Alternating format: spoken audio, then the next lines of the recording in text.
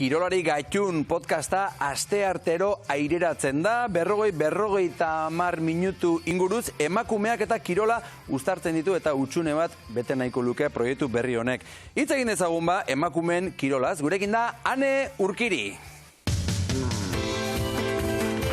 Kaixo, Ane, kaixo, arratsaldeon. Apa, ongi etorri, Ane. Eskerrik asko.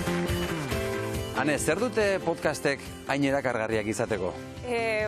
Entzule bezala esango dizut, noiz aldala entzunez, nahizunean, nahieran, eta gero bai irratisa dakan bezala, edozein ekintza o etxen zozenean, o lanian zozen bitxartian, edo sukaldatzen, etxea garbitzen. Eta nik uste horrek egin deuela erakargarri podcastak, ez? Aldi entzune honoiz, da gaina luzapen handikuako horrek ere erakargarri egiten dira. Eta sortzaile moduan oso erreza dela. Bi mikrofono eukitxa eta mai tekniko bat eukitxa. Egin daiteke. Egin daiteke, bai. Eta zer du Kirolari Gaitun podcastak erakargarria izateko? Uste nahiko naturala dela, eta gero utzune bat betetzen doala, ez? Emakume kirola isak ardatze ditu, eta oain arte agian ezaken horrelako bosgorailu bat, o behintzat lorpenak erdiesten zeuenian elkarrizketatzen dira askotan kirola isak, ez euren ibilbidia, euren oztopuak eta jakinarazteko, eta nik uste horrek etxen doala berezi. Protagonistek ere hori helarazi digute, lasai oten diala, kafe bat hartzen bezala, okaina bat hartzen, eta hori guretzat erakargarria da, protagonisten zate bai, eta ikusi dugu entzuliak ere erantzun duela. Eta zuen protagonistak emakume kirolariak edo kirolarekin zerikusia dutenak izaten dira, ezta? Bai, hori da.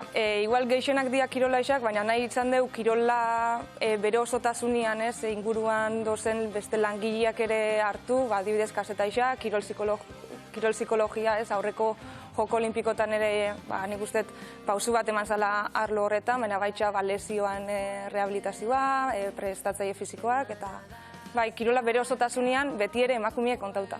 Ane, gaur zu etorri zara, esan duzu podcastak egitea, erresa izan daitekela edo, baina ez zaude bakarrik. Ez, eta eskerrak, Mai Garmendia dagoan gaur ez du hemen, baina bai, Vision proiektu bat da, eta esan behar da, Mai kazetaixa eta soinu teknikaria izan da, behak sakala materiala. Orduan, horrek ere asko erraztu digu proiektu hau sortzeko, ez? Batu ginean iazko udan, esan ginen zer dakau, materiala badakau, kontaktuak badakau, kazetaixakea, eta gogoa ebai eta azkenean emakumezkoen kirolak bai mugitzen gaitula igual geixo guri bioi.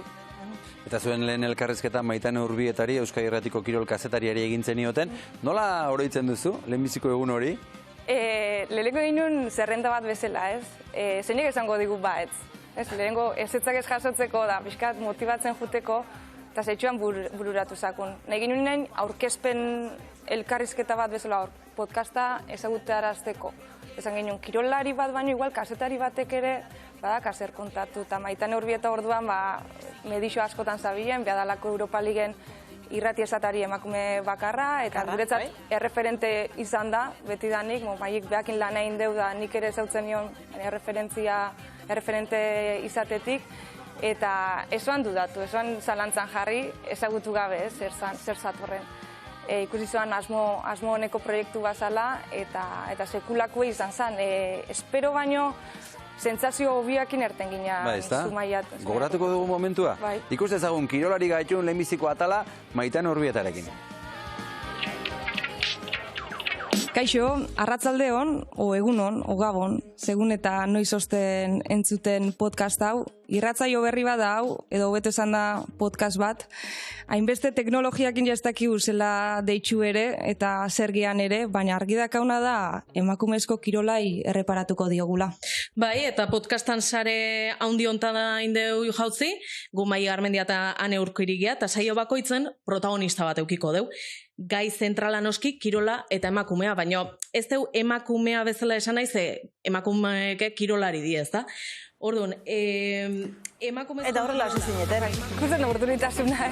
Bai, eta horrela hasi zineten. Maitena izan zen lehendabiziko, eta ondoren etorri ziren hainbat kirolari, hainbat izen handi, batzuk esatearen, Irene Camino, trial txirrindularia, Miriam Arrillaga, pilotaria, Carmele Gisa, Solarria sotzailea, Ainhoa Azurmendi, kirol psikologoa, Ainara Manterola, Errealeko jokalari hori eta prestatzaile fisikoa Venezuelako emakumezkoen futbol selekzioan, Nadeta Agirre, Orioko patroia, eta bar, eta bar. Bai, badia izenak, izen handixak dira, eta basakene bai kontatzeko historio berezisa, bakoitzak bere ikuspegitxik, eta benetan oso eskertuta sentitzen gehala, ze inok oain arte estigu esan ezetz. Orduan, Bueno, hori bada. Igual geu ere jungealako... Horrek animatu egiten du, ezta? Bai, gu jungealako seguru zakigunea, porque asko ezautu etxen ginen. Igual nik Irene Camino ez, baina Maik bai, nik Carmele Gizasole bai, Ainhoa Azurmendi, Ainara Manterola, orduan jungea ezagunen eta baina gisa da horrelako kirolaixak, horrelako erreferentiak bai esan eta proiektuan implikatzia, gaina hasiera honetan, guretza bai da hauspo bat. Ainara Manterola Realeko jokalari ohia Venezuelako selekzioko prestatzailea zuekin izan zen, oso gauza interesgarriak utzi zituen aireran. Markako titular bat. Titular bat. Hori, bira, nik esango dizu, titularra zein dan. Una misa en el terreno de juego. Osea, egun hortan baino nehar gehiago gutxi indet, Bai. Hortik ateata, markako hortatik ateata dago beste bate, Madrid Diario, Ainara Manterola, ser modelo de publicidad puede ser una salida si el fútbol no funciona. Tal cual, eta erantzuna dago, nik enun eman erantzun bat. Osea, de hecho, hor bronka auki genula. Markakoakin. Bai, ze nik, osea, ez tekizu ze gaizki pasan nun, esaten nun. Gaina zen nire momentu okerrena, neon leno, osea, enun jolasten, osea, neon hundida. Norrek ez galdetu, ez zeimuz naon, ez, nola naon, fizikoki, ez talde. Oso osnarketa interesgarriak, eta horretarako txokoa da zuen podcasta, ez da? Eta iriki india elkarrizketatuak eurak ere, eroso sentitzen dira, edo hori adierazten dugu eta kontatzen dugu, agian inoiz kontatuko ez zeuen gauzak, eta hori guretzat kazetari garen enean oso interesgarria da, ze kazetaritzako egunerokoan, o irratixan edo telebistan denbora hilotuta zoz, prensan zenbat karaktere dakasun, eta nik uste geuretzat ere aberazgarrixa dela, eta kirolaixak olako gauzak onartzia, eta hau adibidez, oan dela 5 urteko historio bat da, ez da oain dela 20 urte. Nik uste horri ikusten dela, da jendia joartarazten zako, joder, balezakixela, eta olako gauzak ere pasatzen dira nahi. Utxune bat ikusten zenuten? Bai, eta hortik abiatu ginen. Maik esan zoan, Maik esan zian eri proposatu zian, hemen txegain Euskadi Irratiko pasillotan, Estatu Espainolian zauan, eta YouTubeko saio bat, ez da podcasta bere horretan, baina emakumezkoen futbolan inguruan zan, beti futbolari bat elkarrizketatzen zeuen, eta beak ikusten zoan hori, eta ikusten zoan Euskal Herrira altzala ekarri, ez? Eta ikusi ginen futbolean mugatu beharrenean, Euskal Herria badala kirolian oso anitza, eta sekulako emaitzak lortzen duela emakume kirolaixak bai, eta hola hasi izan. Elkarrizketak lehenik podcastean, aireratzen dituzu, eta ondoren hori asteartetan izaten da, ezta?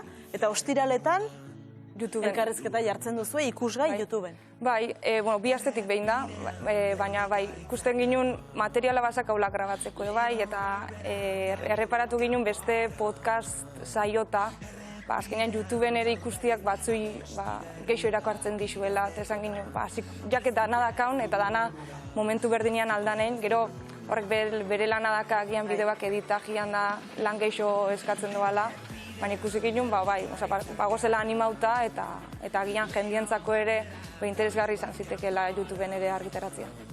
Eta esan duzu, erraz animatzen direla, ezta? Kirolariak baiezkoan daude? Bai esate ikute, gero igual zaiena da eguna topatzia, ez? Agendak batzea, ezta? Maiketanik ere beste lan bat dakau, euren agenda potoluan gainalek ez da ordu erdi, 10 minutu telefonoz, da urreatu eta 40-45 minutu izketan egotia.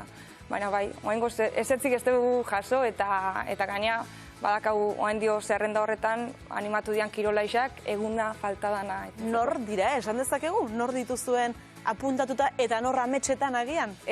Apuntatuta, atzo grabatu ginen adibidez Letizia Canales, hemendik 14 eguna argitaratuko dela, otsaiak 8 eta nahiko gustora ertekinan, ezagutzen ginen, baina ez asko, eta ikusi dugu bere irikizala. Eta gero dakau lotuta izen handiko kirolai batzuk, pare bat, eman dio eguna ipintzia falta dana, eta Maialen Txorraut, Irene Paredes. No? Horrek ere etorriko, ez dakigu noiz, laste espero deu. Baina etorriko dira. Guziko ditugu horiek ere kilori gaitxun zuen atal horretan. Ze hausnarketak harritu zaituzu gehien? Ze hausnarketak? Edo geratu zaizu gogoan edo... Pues zehatzik, adibidez, bigarren saioan Irene Caminos trial txirrindulariak kontauzoan, hasieran Euskal Herri mailan, EAE mailan, behazala emakumezko bakarra gaztetan, orduan mutiakin lehiatu behar izaltezu, porque bestela naiz eta ondo gaizkien irabazle beti. Eta mutiakin lehiatzen hasi eta irabazten hasi zanean, zela mutil batzuk podiumea ezianak aiatzen. Irene lehen bukau eta mutiak bigarren, eta ez da eskuk eman, ez podiumea altzatu, eta horrek nahiko txokauzian, eta esatezu, jo. Eta guain dela gitxie, bai. Zelako, ebre maskulinitate hori zelako errez apurtzen da, emakume batek irabazitxo, beurantza zelako mingarrixi izaten da. Ez galtzia, emakume batek irabaztia. Eta hori bai izan zen... Hori gogorra da, Bai.